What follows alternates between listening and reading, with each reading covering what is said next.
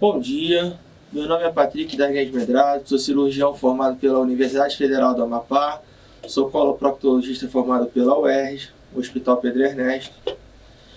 Nosso tema de hoje é hemorroides. O que são hemorroides? Hemorroides são veias ao redor do ânus ou reto que se inflamam ou dilatam. Anatomia. Os três principais coxins hemorroidários eles estão na lateral esquerda, no anterior direito e posterior direito. Essa imagem que vocês olham aqui é uma imagem do paciente está naquela posição genital, que chama litotomia. Epidemiologia das hemorroidas, né? A taxa mais alta em pacientes são caucasianos entre 45 e 65 anos. Isso são dados dos Estados Unidos. No Brasil a gente não tem um dado epidemiológico tão apurado. Tem um status social mais econômico para mais elevado, muito em relação à dieta. Como são classificadas as hemorroidas? As hemorroidas são classificadas em internas, externas ou mistas. Como é que se produzem? Hemorroidas internas, elas estão acima da linha pectínea ou denteada e são classificadas em 4 graus. Grau 1, grau 2, grau 3, grau 4. Qual é a diferença desses graus? Como é que o paciente te apresenta na emergência de uma UPA, de uma entrada de porta, de um pronto atendimento? Grau 1, ele vai relatar que teve um pequeno sangramento, vai relatar que sente algum incômodo ao evacuar, mas que não vê nada. Grau 2, como é que ele vai cursar com o grau 2? Ele vai chegar, doutor, tive um sangramento, fui evacuar, senti que nasceu uma bolinha, mas quando eu terminei a evacuação, que eu fui me limpar, já não senti mais nada. Grau 3, o paciente chega, doutor, eu tinha uma massinha que quando eu terminava de evacuar ela voltava e agora só consigo voltar quando eu estou no banho, fazendo minha higiene e eu boto para dentro. E a grau 4, é aquela que o paciente chega relatando que até um bom momento ele conseguiria botar e ela parou de entrar. E as hemorroidas externas, né? Elas estão abaixo da linha pectínea ou denteada. Como é que é a apresentação clínica? Eu já falei mais ou menos. Raramente possuem dores associadas, vou esmiuçar daqui a pouco isso. O sangramento é um vermelho vivo de atingir apenas o papel ou chegando até atingir sujar o vaso sanitário, fica todo vermelho. Às vezes as pessoas têm vaso sanitário que não é a cor padrão, que é o branco. Então a cor preta fica mais difícil de você visualizar e às vezes o sangramento, dependendo do volume, pode até causar anemia, mas não é comum. Hemorroide externa. As hemorroidas externas são mais propensas à dor, porque elas estão abaixo da linha pectínea ou denteada.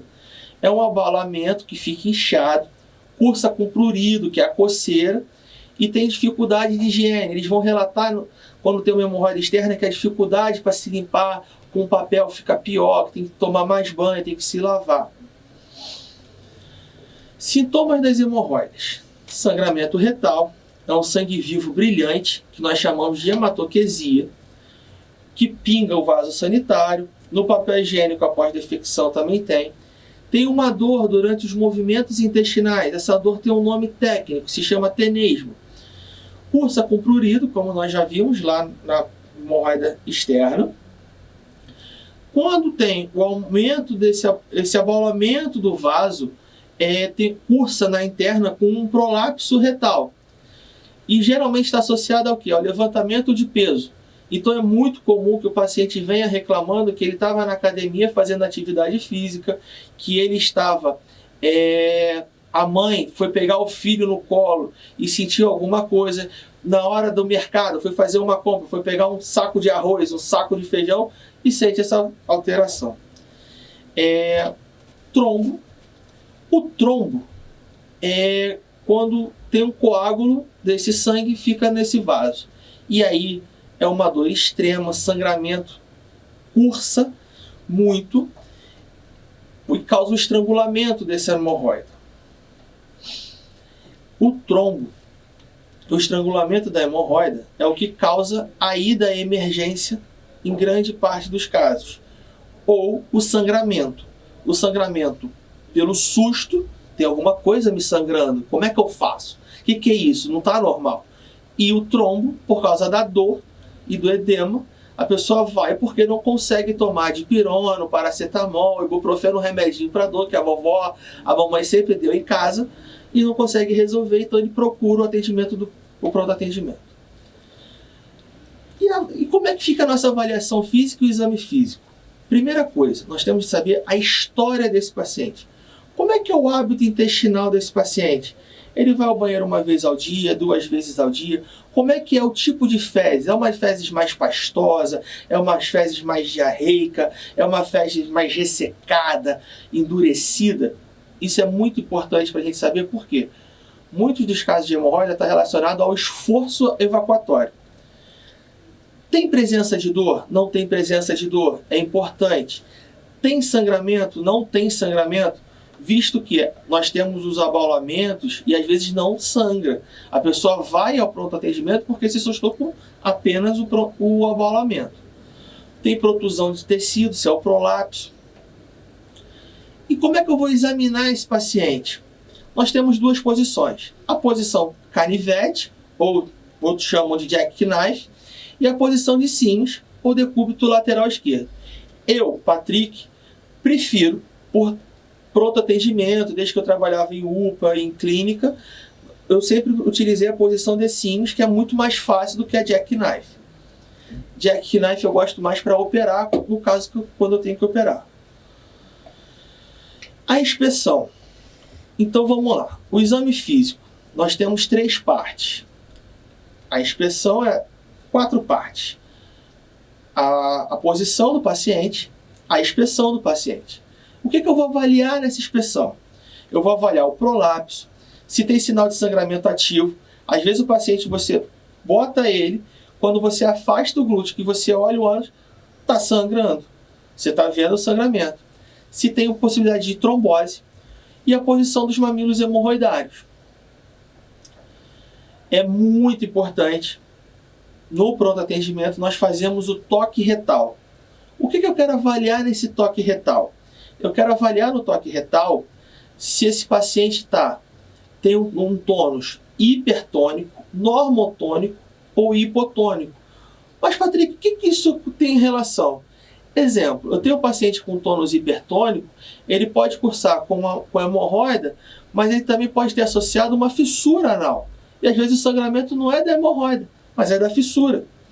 Um ânus normotônico não me chama atenção em nada. Agora, um ânus hipotônico, ele pode me mostrar o quê? Ele pode me mostrar que tem uma maior fragilidade desse esfíncter e os coxins hemorroidários tendem a exteriorizar, tendem a descer, surgindo um engurgitamento. Faço o toque. E ao tirar, depois de palpar, ver se tem massa palpável, alguma coisa, eu vejo se o dedo da luva está com sangue, que me mostra alguma coisa, se tem um sangramento um pouco mais alto que às vezes eu não tenho. E a dor. Será que é um ânus que eu consigo fazer o toque? Será que é um ânus que eu não consigo tocar? Será que é um ânus que eu consigo tocar, mas com certa dificuldade? Isso tudo me leva a ajudar ao exame. E a anoscopia. Por que a anoscopia é interessante nós usarmos? Porque ela consegue me mostrar todo o canal anal. Então, nesse canal anal, eu vou ver se tem algum outro tipo de lesão.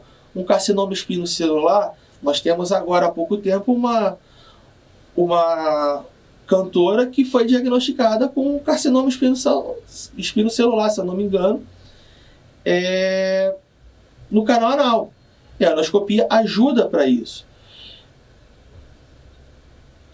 Tratamento é clínico. Você no pronto atendimento, você não vai operar esse paciente. O tratamento que você tem que se atender é o clínico. Então, o que nós vamos propor no tratamento clínico, no pronto atendimento? Qual é o nosso principal alvo?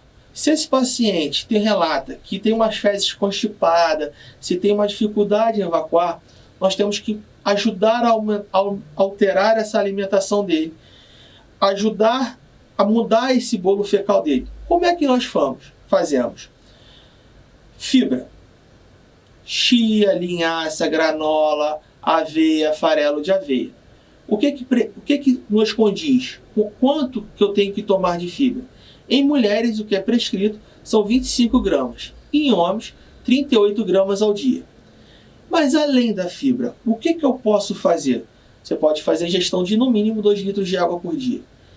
Eu gosto de fazer 3 litros de água por dia.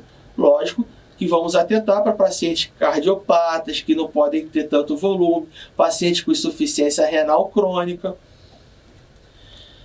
Mas nós temos também os amaciantes de fezes, que é o glucosato de sódio, o glucosato de cálcio, o poloxâmero de 188 e a lactulose. O que eles vão fazer? Eles ajudam a reter mais líquido e a formar umas fezes mais... como se fosse uma massa de modelar, mais moldável, né? Como nós gostamos de falar. Todos esses nós vamos usando. Temos também os laxantes hiperosmolares, que é o polietilenglicol. Eles ajudam quando o paciente tem muita irritação à fibra, porque tem uns que reclamam que a fibra pode aumentar cólica, pode aumentar a produção de flatos. Agora, e aqueles pacientes que cursam com diarreia? Geralmente tem síndrome do intestino irritável. Um remédio muito bom para nós usarmos para ajudar a moldar essas fezes é a loperamida. Quais são as nossas medidas educativas?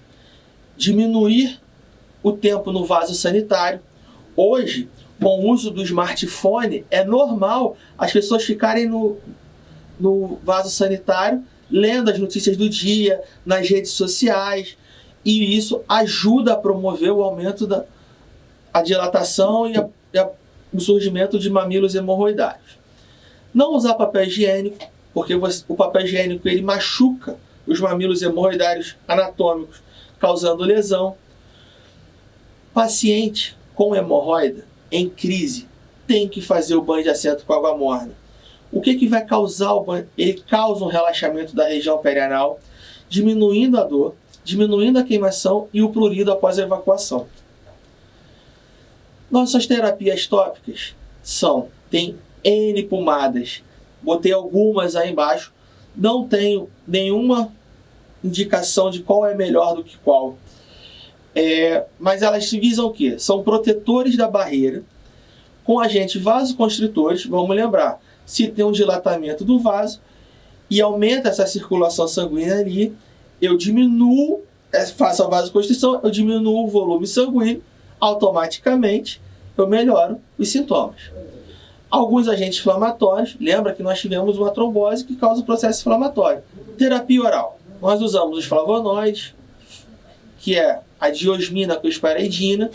Eles ajudam a aumentar o tônus vascular, reduzindo a capacidade venosa, assim como a pomada tem um vasoconstritor, diminui a permeabilidade capilar e aumenta a drenagem linfática. Então eles ajudam a drenar aquele sangue que está no mamilo hemorroidário e tem uma ação anti-inflamatória. Consideração final: acalmar sempre o seu paciente, não deixe de fazer o exame físico, oriente o paciente quanto à importância da dieta e medicação, encaminhe sempre para o proctologista. Outras doenças devem ser investigadas e muitos terão que cursar com procedimento cirúrgico. Obrigado. Em caso de dúvida, entre em contato.